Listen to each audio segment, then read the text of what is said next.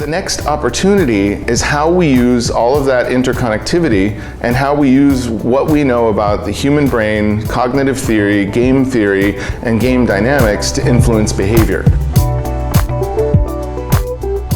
Using data and social context and game theory to influence behavior is going to be our future, and good leaders will understand this. So there's a book, I won't talk about this very long, but Aaron Dignan wrote a book called Game Frame. I recommend you read it because it has some very interesting mechanics for how to quickly change a work environment using gamification tactics. There's another guy that I really like, Seth Pribach, who I saw a presentation from him a while back where he said, at Scavenger, we often joke that using any 7 dynamics, you can get anyone to do anything. Now, this sounds funny, and Seth also talks about what's called the game layer versus the social layer. And I want to bring this out to something, because we're not actually saying that work is going to be a game, and people are going to be running through the office, shooting each other, or whatever.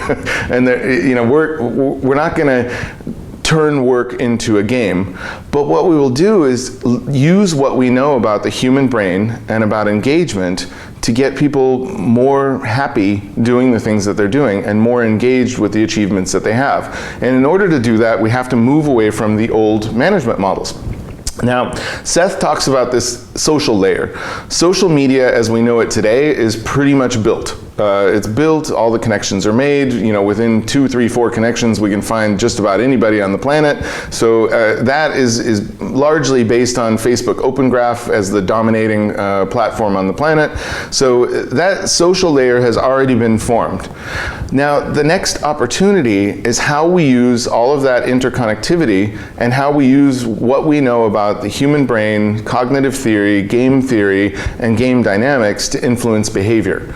So this next wave of development is on influencing behavior. Now, we hope that what we know will be used for good, not for bad. So what we saw with Cambridge Analytics and Donald Trump winning the election with all of the influence on Facebook in the United States, that unfortunately is irresponsible use of what we know about the human brain, cognitive theory, game theory, psychology, behavior, the biology of behavior, and so on. So unfortunately, there are people out there using this for bad things, but what we want to do is look at the 47 different game dynamics that are often used in video games and think about how can we use the same theory in life and in work to keep people engaged, and to keep them achieving their goals.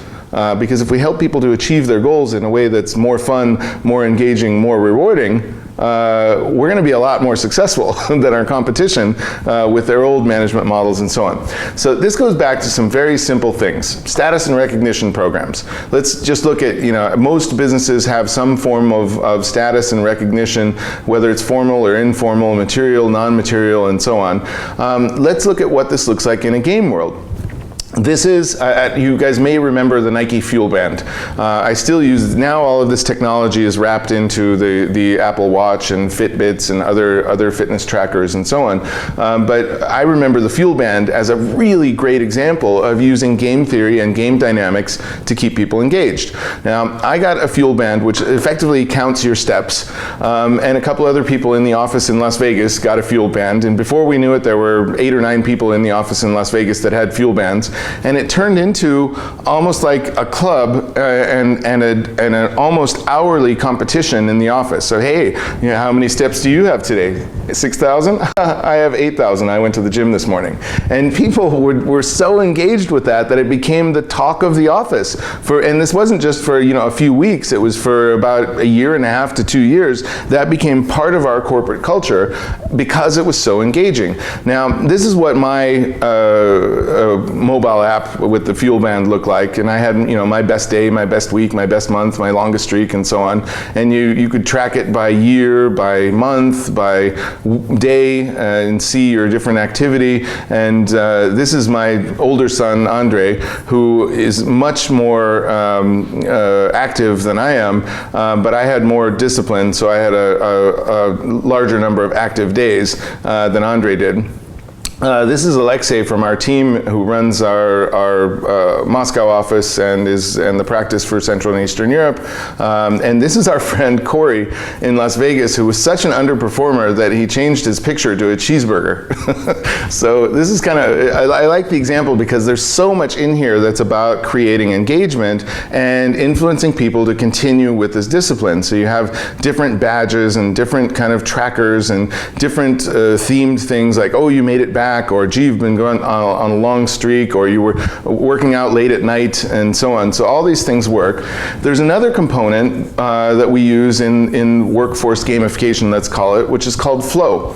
And this is from a book written by Mihaly Csikszentmihalyi. If you can pronounce that 3 times, you win an award. No, what Mihaly came up with is the psychology of optimal experience. And what he talks about all the time is this concept of flow. Flow being an area where, if you think about professional athletes or professional musicians or that orchestrator guy with the 2 little wands that is just, waving them about during the concert, and there's 100 musicians there, they can't possibly be receiving any message from him, but he's in this zone of flow where his high level of skill is matched with the high level of challenge. And you often hear about athletes who say, I was just kind of lost, I don't really remember what happened, because at that point their brain was working in a very different way. And Daniel Kahneman, who won a Nobel Prize for behavioral economics, actually talks about this as different parts of the brain that turn on and turn off: thinking fast, thinking slow, things that are more reactive and things that are more cognitive. And so one of the things that's interesting here, if we think about this in the workplace, is if our people are bored, which we already talked about this, that the workplace is less fun, engaging, and rewarding than games that we're in. So if our workforce is bored, we have to take some kind of action. And what we want to do in the workplace is keep people in this kind of zone of flow, this channel, where if they have low skills and low challenges, that's okay. And over time, we want to help people to grow in some type of career path that helps them to grow within this channel. So gradually increasing their skills and gradually increasing the difficulty of the work that they perform. Now, if we're in an environment where the challenges are too high for the skills that our people have, then we've put them in a place of anxiety, and this makes people nervous, uncomfortable, and they might quit, or at the very least, they'll be ineffective at the task. If we have people in this boredom place where they have skills that aren't matched to the level of work, then we're probably going to lose them as well. So we need to distribute work and responsibility and also design growth paths to fit within this channel that we call flow. And what that looks like, I just threw one little example in here, and this is an example from a bank branch, let's say. You've got a meter greeter 1, meter greeter 2, you've got front office support, relationship manager 1, relationship manager 2, senior relationship manager, corporate operations manager, deputy branch manager, branch director, and then moving to the head office. This is a gamified work environment where we're able to influence behavior and manage engagement at every point of the development of this employee. So this is something that we have to think about in how we design work. Now, another concept here which is very important is the concept of sociality and internal communities. We are, from the times of cavemen, we are very social beings. And if we don't create a social environment in our workplace, it will form on its own.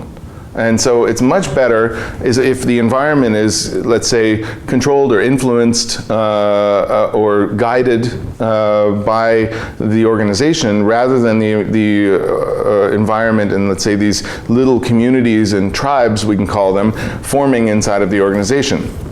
David Logan wrote a book called Tribal Leadership, and what he talks about is how these tribes will form anywhere. And if the tribes aren't formed properly and don't have the right guidance and influence, then they may actually cause problems for an organization. So he maps these kind of 5 different stages of tribal culture, where at the very bottom, these are the people that you absolutely don't want in your company, and you absolutely don't want them forming groups in your company where they influence important things. If you get to the second stage, my life sucks, this is the apathetic victim. This is most, let's say, government jobs and government environments where people just believe, why should I try? Nothing good is going to come out of my effort, and so on. Then you get to the lone warrior. This is the stage where most businesses exist. So most departments in different companies exist with this kind of, I'm great and you're not, right? So we are the best sales team on the planet, but those people in marketing don't know how to market our product. Or we're the best marketing team on the planet, but those people in product development, they're designing some garbage, right? And so this is this kind of I'm great, you're not thing, which is definitely a block for collaboration. And collaboration, we already talked about. Communication, collaboration, and community are the things that we need. So if you're a good leader, you're going to try to move people up to these top levels. You know, the we're great, this is the zone of collaboration, together we're better, this is our tribal pride, but we're still against those people over there. And the top stage, which there are very few companies that reach this life is great, these are the people that are working on that epic mission. They're not even thinking about work, they're thinking about how they're going to save the planet or change humanity, or design the next new disruptive innovation or whatever that's going to change the world or how we all behave. Now these things are, these different levels are very important, and we're going to come back to this in a few minutes when we talk about what great leaders understand.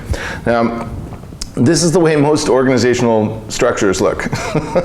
Now, we can design an org structure for just about anything, but what happens is people form their own communities around the org structure, and they form groups. And in those groups, they can be either destructive or constructive. A good organization understands that we need to embrace sociality and social context and understand how we can create points of connection within teams, understand how we can build and influence internal communities in the organization, and how we can help our overall organization to illustrate and demonstrate its effect on the external community around us. So this becomes a huge level of importance in the future when we think about sociality and how our organization, not just one employee, but how our organization fits into the community as a whole. And this gets into a topic that I won't talk about today, but it's about business with a purpose. We shouldn't all be doing this just to earn money. We should be doing this because whatever business we're in, we should be doing it because it creates some good. Now, there's a person I respect dramatically, Robert Sapolsky, who is a PhD at Stanford, and he teaches a course which is really phenomenal called Human Behavioral Biology. And it comes down to the biology of how we behave, not the psychology, not everything around, but the biology of how our brains react to certain external stimuli. And it turns out that from the moment of conception, not even from the moment of birth, but from the moment of conception, culture is leaving an imprint on who you are. And if we think about that, there's an interesting example that he talks about, and this is something that we use often in change management. He talks about individual selection, kin selection, altruism, and group selection. And group selection is this interesting thing if we think about corporate cultures. We're more likely to trust and collaborate people that look like us. Yeah? I'll say that again. We are more likely to trust and cooperate or collaborate with people that look like us, people that we feel we're related to. So one of the purposes of building these teams and internal communities and so on is that people feel a certain amount of relatedness between them. Now this has been done in a number of experiments, but if you take a large group of people and separate a small group of people, over time, genetically, those people become more interrelated. They're more related to each other. And over time, they become slightly different than the larger group. So this is over the course of generations, but you could do this with mice and with whoever else, humans and so on, but that group will become slightly different from the larger group. Now, if you get to a point where you introduce that small group back into the larger group, over time, those people will be more likely to trust and cooperate with the people who are closer to what they look like, closer to who they feel a relationship with. And over time, that starts to expand out. and the new behavior takes place. So in any given transformation, we would often look at this as one of the formats of transformation, understanding that interpersonal relationships, team dynamic, and community are key drivers for corporate culture. And they're key drivers for building trust and cooperation, which is where we get all efficiency in business for the future.